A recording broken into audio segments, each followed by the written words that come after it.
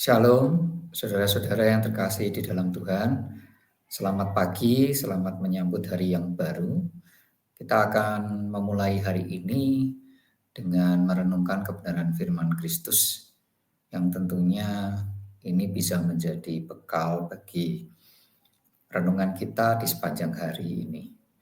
Sebelum kita mendengarkan kebenaran firman, mari kita sama-sama berdoa. Kami mengucap syukur Bapa untuk penyertaan-Mu dan kemurahan-Mu yang Kau tunjukkan pada kami, sehingga kami boleh beristirahat dengan nyenyak tadi malam. Pagi hari ini kami bangun dengan semangat yang baru, dengan tenaga yang baru. Semuanya semata-mata karena anugerah daripada-Mu saja.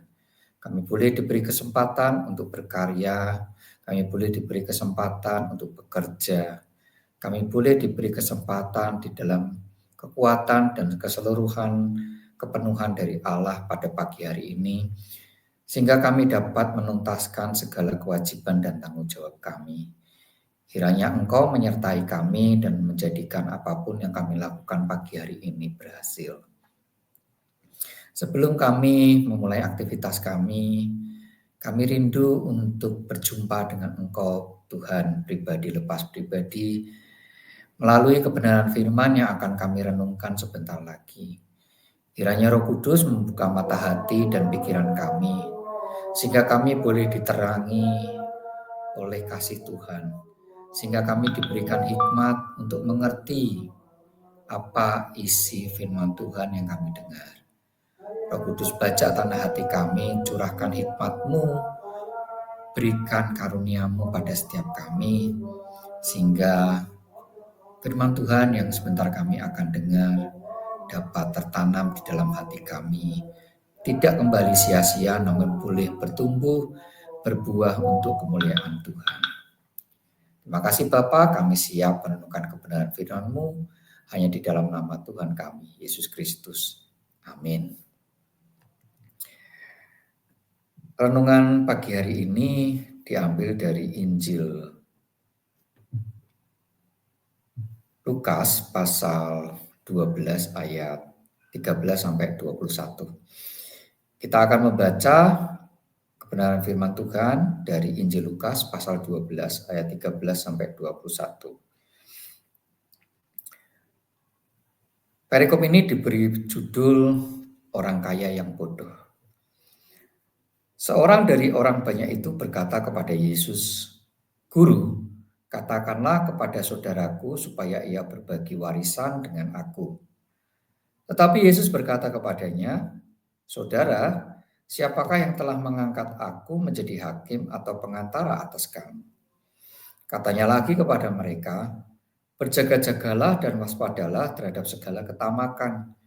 Sebab walaupun seorang berlimpah-limpah hartanya, hidupnya tidaklah tergantung daripada kekayaannya itu." Kemudian ia mengatakan kepada mereka suatu perumpamaan, katanya, "Ada seorang kaya, tanahnya berlimpah-limpah hasilnya. Ia bertanya dalam hatinya, 'Apakah yang harus aku perbuat? Sebab aku tidak mempunyai tempat di mana aku dapat menyimpan hasil tanahku.' Lalu katanya, 'Inilah yang akan aku perbuat. Aku akan merombak lumbung-lumbungku dan aku akan mendirikan yang lebih besar. Dan aku akan menyimpan di dalamnya segala gandum dan barang-barangku. Sesudah itu aku akan berkata kepada jiwaku, jiwaku, ada padamu banyak barang, tertimbun untuk bertahun-tahun lamanya. Beristirahatlah, makanlah, minumlah, dan bersenang-senanglah.' Tetapi firman Allah kepadanya, 'Hai engkau orang bodoh, pada malam ini juga jiwamu akan diambil daripadamu. Dan apa yang telah kau sediakan, untuk siapakah itu nanti?' Demikianlah jadinya dengan orang yang mengumpulkan harta bagi dirinya sendiri, jikalau ia tidak kaya di hadapan Allah." Bapak, Ibu, Saudara yang terkasih dalam Tuhan, tentunya perkataan atau kata yang dipakai di dalam Alkitab yang baru saja kita baca tadi di ayat yang pertama, tentang yang orang bodoh di dalam Alkitab ini, ya, itu tidak merujuk kepada intelektualitas seseorang.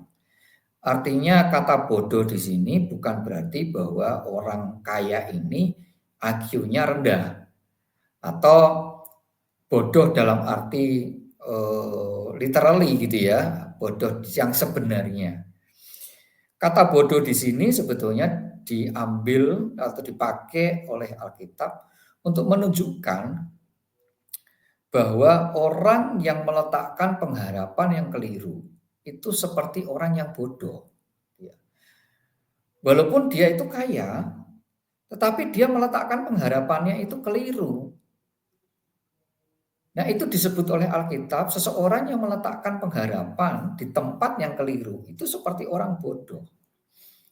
Karena orang ini tidak meletakkan pengharapannya di dalam Tuhan, tetapi dia meletakkan pengharapannya di dalam kekayaannya sendiri, di dalam dirinya sendiri yang merasa hebat, merasa mampu, sehingga dia tidak meletakkan atau tidak bergantung lagi kepada Tuhan. Ya, itu yang dikatakan oleh Alkitab ini seperti orang bodoh.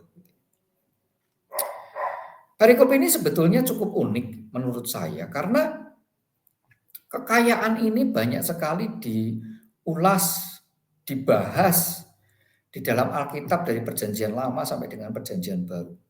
Banyak sekali perikop-perikop tentang kekayaan. Dan kekayaan ini akan terus menjadi masalah utama manusia dari sejak manusia diciptakan ya sampai kepada Tuhan Yesus datang sepertinya. Yang menjadi pertanyaan kita semua, perenungan kita semua, kenapa kok kekayaan? Kenapa bukan hal yang lain? Bahkan di dalam salah satu Injilnya juga Tuhan Yesus juga memberikan sebuah firman bahwa kamu tidak bisa menyembah dua tuan, pilih Tuhan atau Mamon. Ini cukup aneh buat kita semua. Kenapa kok Tuhan disandingkan dengan kekayaan, dengan harta, dan bukan dengan yang lain? Nah, jawabannya sederhana sebetulnya.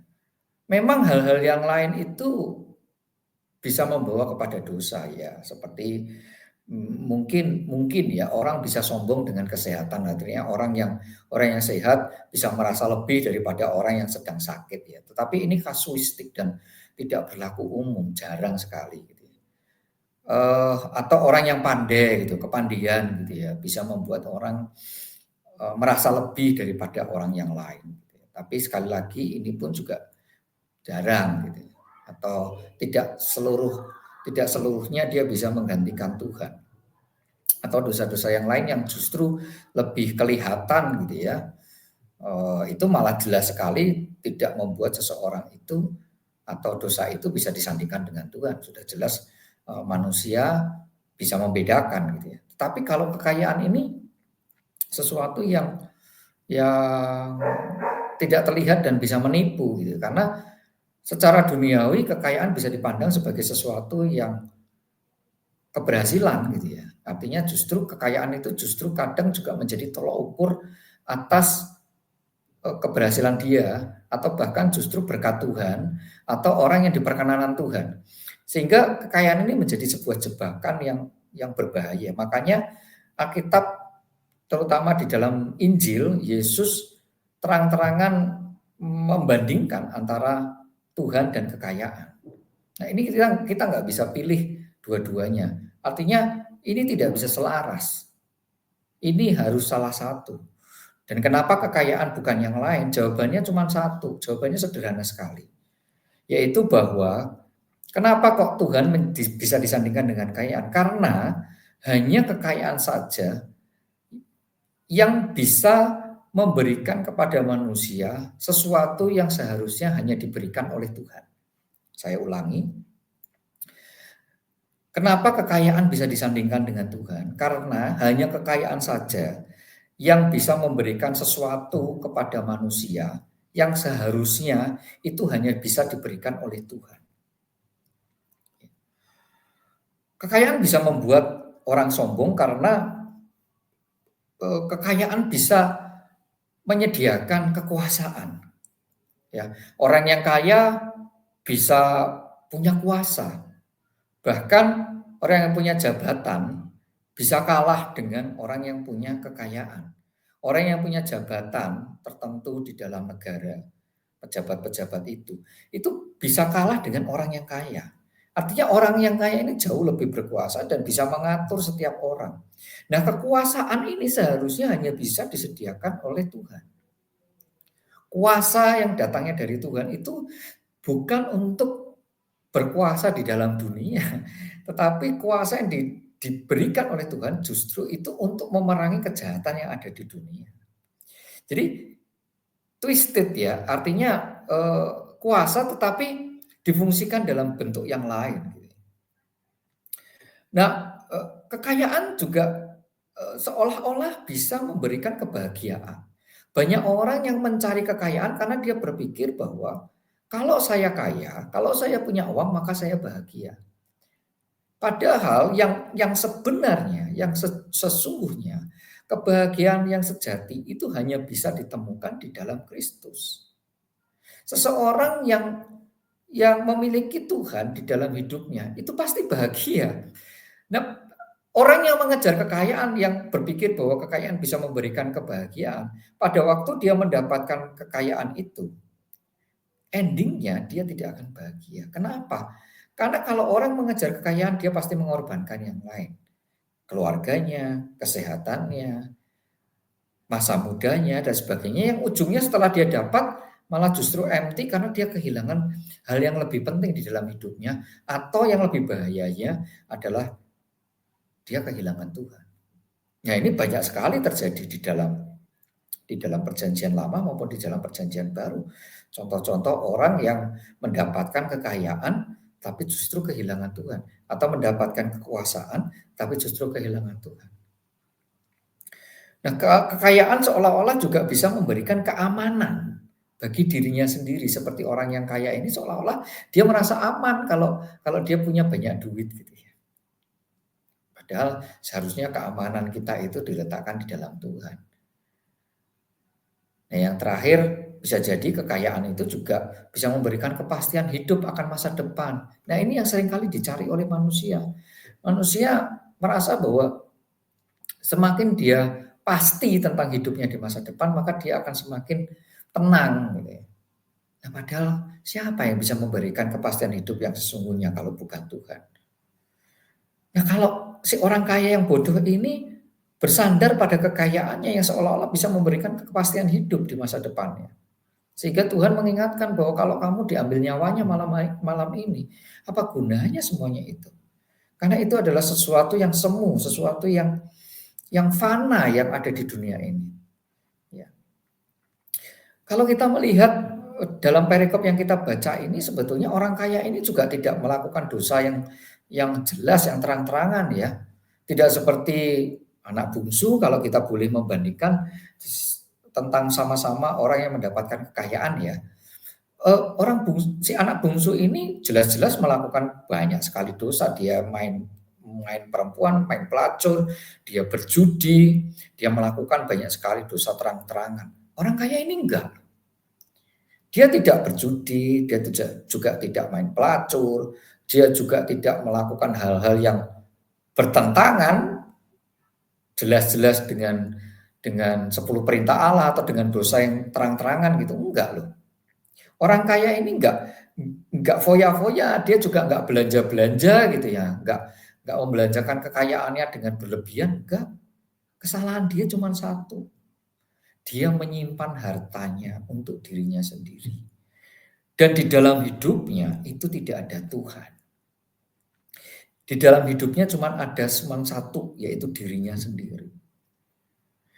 Di dalam hidupnya nggak ada Tuhan, di dalam hidupnya juga nggak ada orang lain. Dia nggak pikirkan Tuhan, dia nggak pikirkan orang lain. Kekayaan semuanya itu untuk dirinya sendiri. Seharusnya apa yang kita dapat untuk Tuhan, itu yang pertama juga harus kembali untuk kemuliaan Tuhan. Sehingga kita tidak diperbudak oleh kekayaan itu. Kalau kita memprioritaskan Tuhan, maka kekayaan itu hanyalah alat. Dia bukanlah hasil akhir. Nah, seharusnya kalau orang menyatakan kemuliaan Tuhan, seharusnya dia juga memikirkan orang lain yang ada di sekitarnya, orang-orang yang membutuhkan yang harus dia tolong. Karena di setiap harta, di setiap berkat yang Tuhan berikan kepada kita, di situ ada pasti bagian untuk Tuhan dan bagian untuk orang lain. Nah, orang yang selalu mementingkan dirinya sendiri nggak akan pernah bisa melihat ini. Kalau dia fokusnya adalah dirinya sendiri. Orang ini merasa bahwa dirinya itu berdaulat gitu ya. Sehingga dia tidak membutuhkan orang lain, bahkan dia tidak membutuhkan Tuhan. Dia bisa menentukan masa depan dirinya sendiri. Ya. Akibat kekayaan ini adalah kekayaan ini seolah-olah punya kekuatan yang palsu sebetulnya. Ya. Yang bisa mengantar orang berdaulat padahal ini fana, ini palsu. Karena orang yang kaya itu bisa mengatur kapan dia mau makan, kapan dia mau istirahat, kapan dia mau bekerja, makan di mana, makannya apa. Dia seolah-olah bisa menentukan semuanya. Nah, ini ilusi dari kekayaan. Nah, kuasa yang perlahan-lahan ini bisa membuat seseorang merasa lebih berdaulat daripada Tuhan atas dirinya sendiri. Coba kalau kita bandingkan dengan orang yang miskin hartanya. Orang yang miskin itu sangat bergantung sekali kepada kairos Tuhan, pada kemurahan Tuhan. Jadi dia mudah sekali mengucap syukur pada waktu dia mendapatkan uang, pada waktu dia mendapatkan berkat, pada waktu dia mendapatkan kekayaan. Ya, kalau orang yang kaya ini bisa pilih-pilih, oh, aku nggak mau makan sama dia, oh aku nggak mau diberi dia, aku bisa beli sendiri. Tapi kalau orang yang miskin, dia akan terima dari siapa saja dan dia mengucap syukur bahwa itu semua adalah kemurahan Tuhan di dalam hidupnya. Nah, bukan berarti bahwa Lukas ini iri kepada orang kaya atau Alkitab itu anti terhadap orang kaya, bukan ya. Tetapi yang mau dinyatakan di sini adalah orang yang miskin di hadapan Allah itu yang dibutuhkan. Artinya di hadapan Tuhan itu dia tidak punya apa-apa. Karena harta yang ada di dunia yang dia dapat ini, yang dia pegang ini, baik banyak maupun sedikit, itu semata-mata cuma titipan dan bukan milik saya. Karena kalau nanti saya dipanggil pulang ke rumah Bapa di surga, itu semua tidak dibawa kok. Pada waktu kita datang ke dunia, kita nggak membawa apa-apa. Pada waktu kita pulang juga kita nggak membawa apa-apa. Makanya kekayaan yang ada di dunia ini sebetulnya hanya titipan Tuhan. Jadi gunakanlah sebaik-baiknya untuk kemuliaan Tuhan dengan membantu orang lain yang membutuhkan. Di situ nama Tuhan akan terus dipermuliakan oleh setiap orang yang melihat Kristus di dalam diri saudara semua. Nah, Injil Lukas pasal 6 ayat 24 itu jelas-jelas menyatakan juga tentang bagaimana kita hidup dan bagaimana dia menyampaikan tentang orang yang kaya. Injil Lukas pasal 6 ayat 24, tetapi celakalah kamu, hai kamu yang kaya, karena dalam kekayaanmu kamu telah memperoleh penghiburanmu. Nah, ini yang celaka gitu. Memang orang yang kaya ini gampang ya. Kalau dia sedang sedih, dia langsung berpikir, di mana saya cari hiburan gitu ya. Saya bisa nongkrong di kafe atau mungkin saya bisa beli barang yang bagus supaya saya bisa terhibur hatinya, supaya saya senang gitu ya. Atau saya bisa pergi berlibur ke tempat-tempat tujuan yang memang saya suka supaya menyenangkan hati saya. Coba bandingkan dengan saudara dengan orang yang tidak punya harta. Pada waktu dia bersedih, ya dia nggak akan tergoda untuk mencari-cari hal-hal itu semua ya karena dia nggak punya uang. Mau mau mau makan yang enak nggak punya uang, mau jalan-jalan bagaimana bisa jalan-jalan, berlibur buat makan aja susah, bagaimana bisa membeli barang-barang mewah buat memenuhi kebutuhan keluarga saja sudah kurang-kurang, buat menyekolahkan anaknya saja sudah ribet gitu ya. Sudah nggak tahu, nggak tentu lagi gimana ceritanya. Nah, sehingga orang-orang yang miskin di hadapan Allah ini akan selalu menggantungkan penghiburannya itu di dalam Tuhan. Dia cuma bisa berdoa kepada Tuhan dan di situ dia dihibur oleh Tuhan. Nah, ini penghiburan yang benar. Nah, ini terkadang hilang pada waktu kita itu kaya harta duniawi. Kita bisa hilang loh gantungan kita kepada Tuhan itu sehingga kita dengan mudah mencari penghiburan di dalam dunia menurut kemampuan kita sendiri, menurut keputusan kita sendiri. Ini yang disebut dengan kedaulatan. Ini yang namanya berdaulat. Padahal kedaulatan di dalam kita itu harusnya adalah kedaulatan Tuhan, bukan kedaulatan diri sendiri. Ini bahayanya dari kekayaan. Ya. Jadi kebodohan yang disampaikan di dalam Alkitab itu karena orang yang kaya ini tidak bisa mengendalikan dirinya sendiri. Dia jadi lupa semuanya gitu ya. Nah, saya teringat kepada salah satu perikop di dalam kitab Pengkhotbah ya.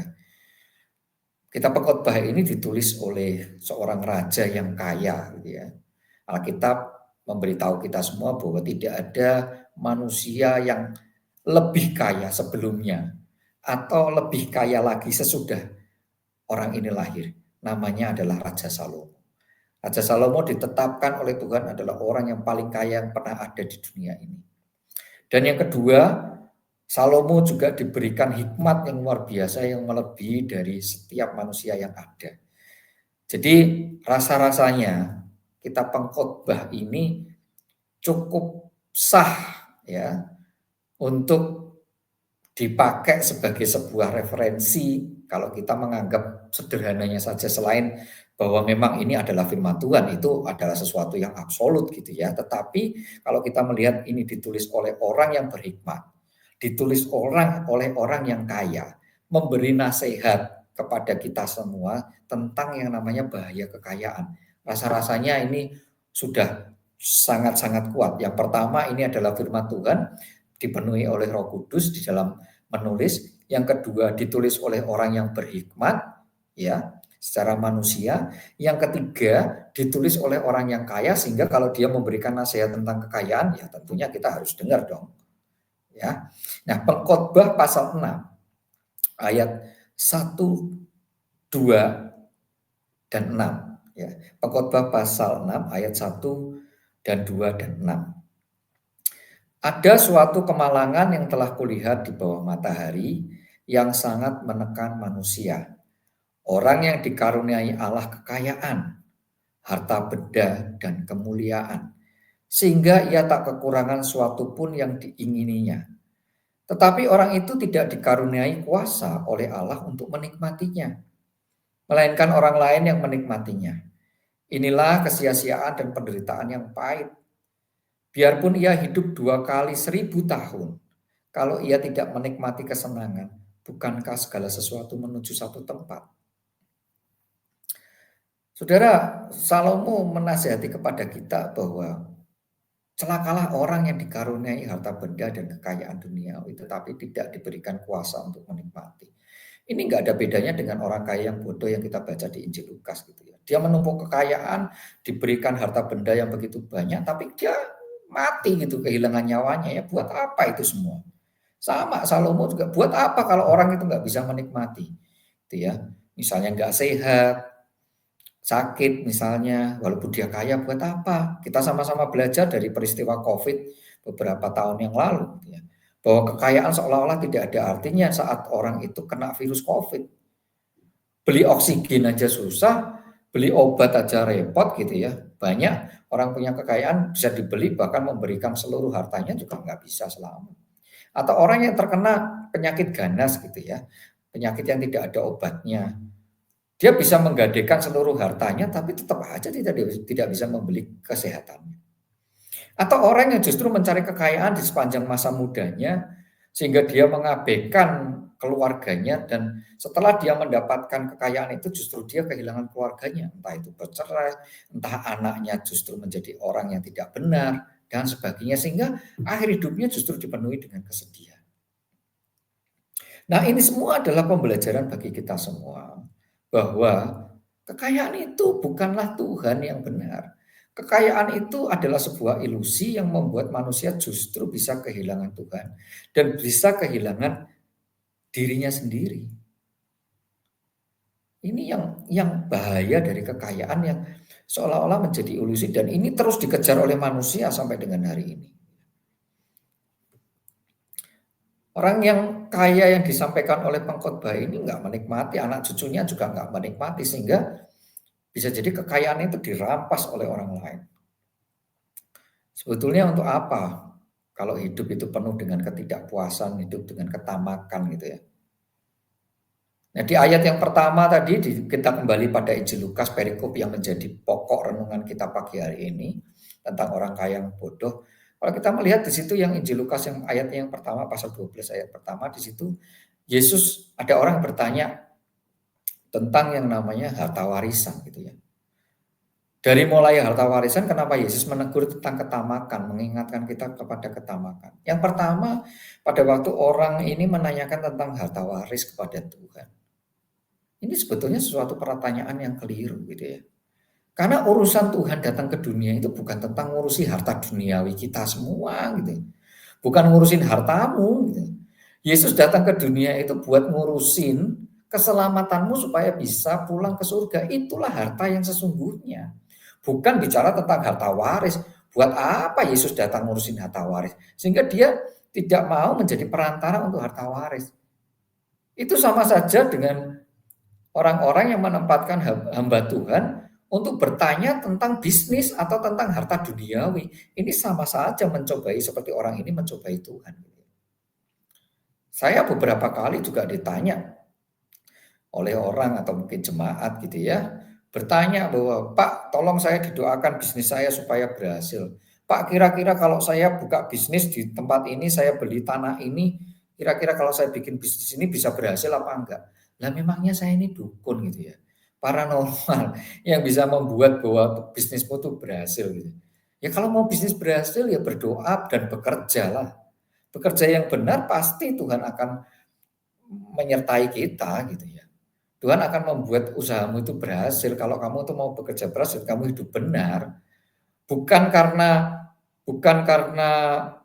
bertanya kemudian, saya yang menentukan atau Tuhan yang menentukan itu semua, enggak lah, enggak ada urusan dengan itu.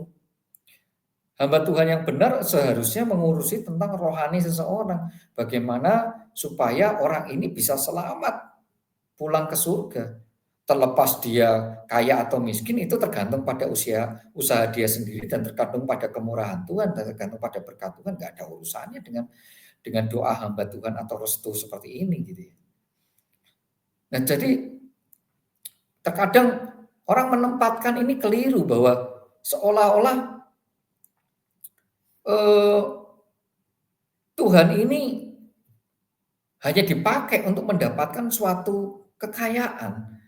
Atau Tuhan ini bisa dipakai untuk mendapatkan tujuan tertentu gitu loh. Bahkan saya pernah loh di dikasih tahu orang jemaat, "Pak, ini kalau saya berhasil dapat proyek ini, tolong doakan ya Pak ya, nanti kalau saya berhasil nanti 10%-nya dari laba saya ini saya akan persembahkan di gereja Bapak." Lah, memangnya saya ini, eee, apa namanya, eee paranormal yang minta bayaran gitu ya. Keliru kayaknya alamatnya gitu. Kamu tuh memberi persembahan kepada Tuhan, nggak ada urusannya memberi persembahan pada saya gitu. Saya nggak butuh persembahanmu. Saya sudah diberkati oleh Tuhan. Jadi kadang banyak orang itu bisa membuat kita itu tersinggung gitu ya. Tapi saya merasa bahwa ya dia belum ngerti saja gitu ya. Dia pikir saya yang butuh duit, enggak, dan Tuhan pun sebetulnya nggak butuh duit. Persembahan itu sebetulnya dipakai untuk pekerjaan Tuhan yang ada di dunia kembali kepada kemuliaan Tuhan gitu ya. Dan itu juga membebaskan kamu dari yang namanya ketamakan. Makanya Yesus langsung menggeser kepada ketamakan di ayat yang kedua gitu. Karena dia tahu bahwa orang yang menggunakan dia untuk menjadi perantara atau menjadi hakim atas warisan itu sebetulnya orang yang tamak, orang yang serakah. Karena kalau yang namanya harta warisan itu menurut saya ya, itu adalah sebuah pemberian dari orang tua. Ya, ya diterima saja apa adanya gitu loh, tanpa tanpa harus berdebat lebih jauh gitu ya. Kalau kalau saya ini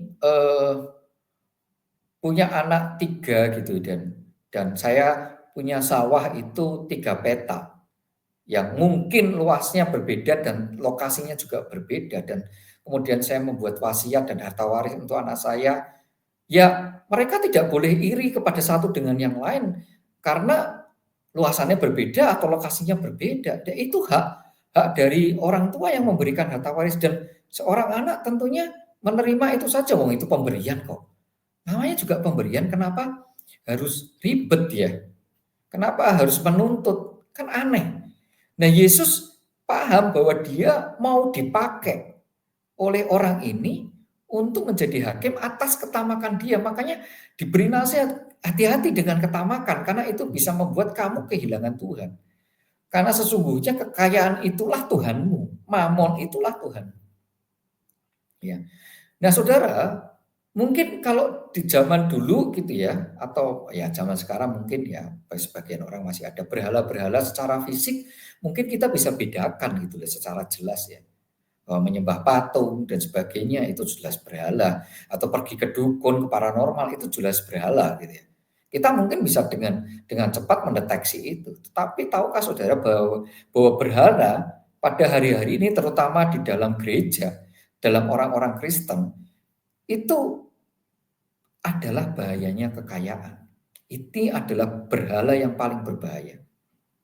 Karena sekali lagi hanya kekayaan yang bisa memberikan sesuatu yang dibutuhkan oleh manusia yang seharusnya hanya bisa diberikan oleh Tuhan. Kepastian hidup, keamanan, kesehatan, kebahagiaan, dan kekuasaan, dan sebagainya. Ilusi kekayaan itu begitu luar biasa bisa membuat orang jatuh kepada penyembahan berhala. Ya berhalanya adalah kekayaannya dia itu. Sehingga dia merasa bahwa dirinya itu adalah orang yang berdaulat. Ini bahaya kekayaan. Nah, kita bisa mendeteksi dari mana? Kekristenan yang sejati dan Kristen yang palsu. Ini yang seharusnya menjadi pegangan bagi kita semua. Kekristenan yang sejati itu menjadikan Tuhan itu sebagai tujuan akhir.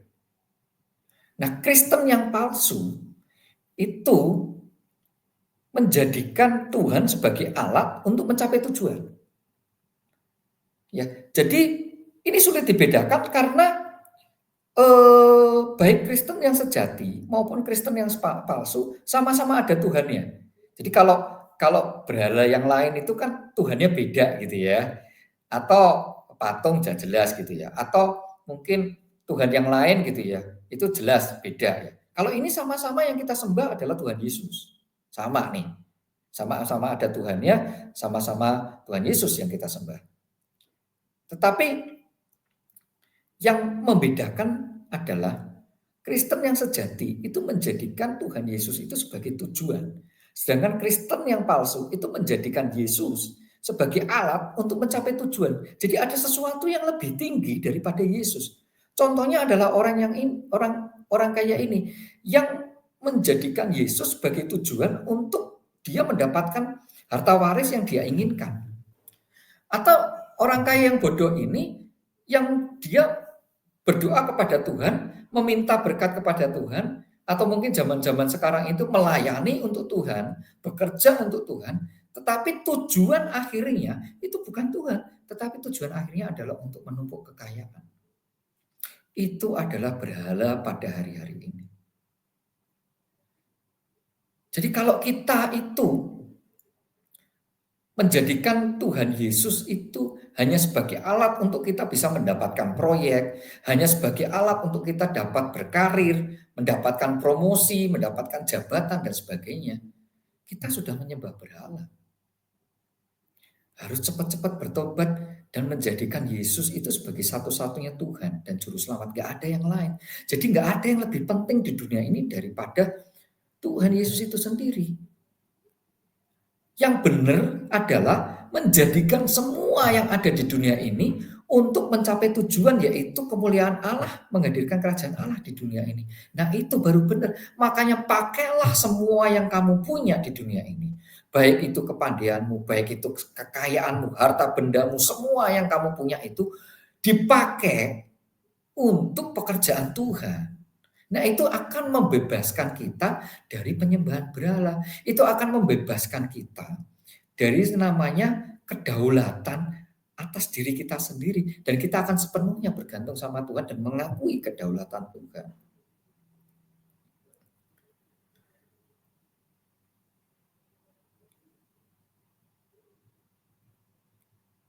Nah, kita akan loncat di dalam ayat terakhir di dalam pasal 12 perikop yang kita baca ini. Sebetulnya Alkitab juga sama sekali tidak menghilangkan tentang kekayaan. Perikop yang terakhir berkata bahwa demikianlah jadinya dengan orang yang mengumpulkan harta bagi dirinya sendiri. Artinya membahas tentang yang depan bahwa dia akan kehilangan nyawanya. Jikalau ia tidak kaya di hadapan Allah. Artinya bahwa sebetulnya Alkitab tidak menghilangkan ya, tidak menghilangkan atau tidak antipati dengan kekayaan. Tetapi yang mau digarisbawahi adalah orang yang kaya secara rohani. Nah, orang yang kaya secara materi tapi miskin rohani itu ya itu tadi orang kaya yang bodoh itu. Itu orang yang kaya duniawi tapi miskin rohani. Nah, yang benar adalah orang yang kaya secara rohani. Nah, kaya rohani itu ciri-cirinya seperti apa sih? Tandanya itu apa gitu ya. Sebetulnya kita bisa lihat di dalam perikop sebelumnya ya, masih di Lukas pasal 12 ya. Di perikop sebelumnya itu Tuhan Yesus memberikan pengajaran khusus kepada murid-murid ya. Jadi judulnya diberi judul Lukas pasal 12 ayat 1. Perikop itu adalah pengajaran khusus bagi murid-murid. Kita akan baca di dalam pasal 12 ayat 8. Ini ciri-cirinya orang yang kaya rohani ya. Yesus memberikan sebuah petunjuk bahwa orang yang kaya rohani itu begini. Aku berkata kepadamu, setiap orang yang mengakui aku di depan manusia, anak manusia juga akan mengakui dia di depan malaikat-malaikat Allah. Nah, orang yang kaya rohani itu selalu bersenter, fokusnya itu selalu adalah Tuhan Yesus. Jadi, apapun yang menjadi keberhasilan dia, kepandaian dia, pencapaian dia akan selalu bersenter bahwa, oh ini semua adalah dari Tuhan, ini kemurahan Tuhan. Dia mengakui Yesus di setiap jalan hidupnya. Dia mengakui kedaulatan Tuhan di dalam hidupnya. Nah, itulah yang membuat Yesus akan mengakui dia nanti di hadapan malaikat-malaikat Allah pada hari penghakiman. Orang kaya rohani itu menyatakan kedaulatan Allah di dalam hidupnya, bukan kedaulatan dirinya sendiri. Nah, yang kedua ciri-cirinya juga ada di dalam perikop di bawahnya, masih di Lukas pasal 12 ya. Di dalam Lukas pasal 12 mulai dari ayat 22 sampai terakhir itu diberi judul tentang hal kekhawatiran. Lukas pasal 12 ayat 22.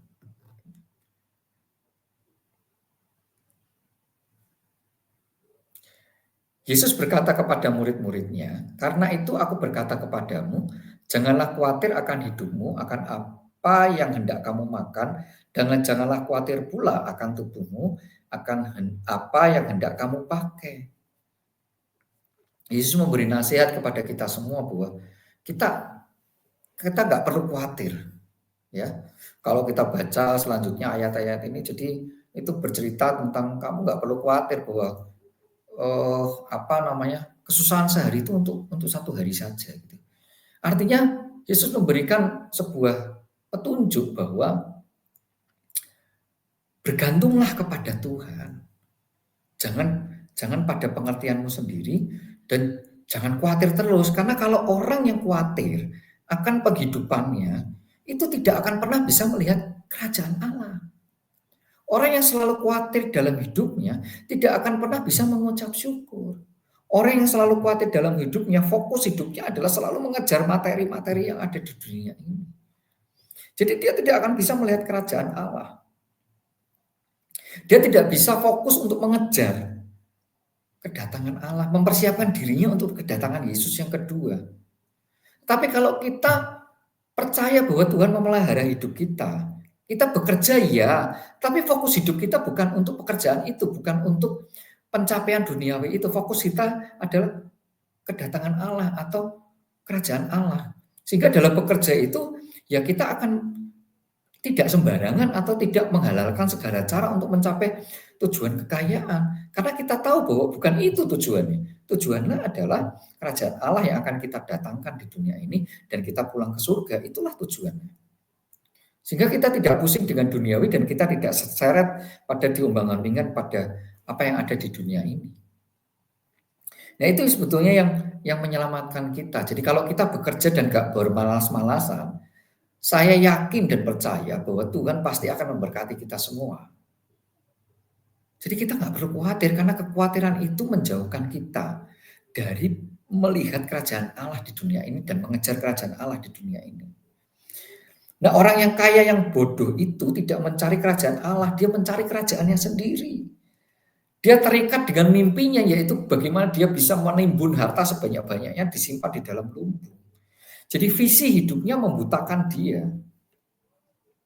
Membutakan dia sudah nggak bisa lihat kerajaan Allah lagi. Hanya orang yang lahir baru yang bisa melihat kerajaan Allah. Sehingga di dalam perikop ini di ayat 31 pasal 12 Injil Lukas pasal 12 ayat 31 dijelaskan secara gamblang. Yesus menyampaikan satu firman, satu ayat, tetapi carilah dahulu kerajaannya, tetapi carilah kerajaannya, maka semuanya itu akan ditambahkan juga kepadamu.